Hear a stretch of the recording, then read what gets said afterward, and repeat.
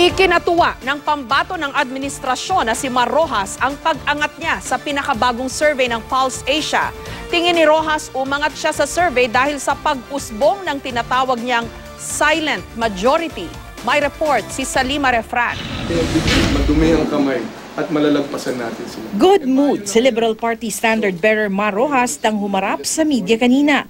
Lumabas kasi sa pinakauling ABS-CBN pre-election survey na ginawa ng Pulse Asia na pumapangalawa na si Rojas kay Davao City Mayor Rodrigo Duterte. Nung simula nung kampanya, sabi nila walang kalaban-laban si Mar at si Leni. Walang katsansa-tsansa ang daang matuwid.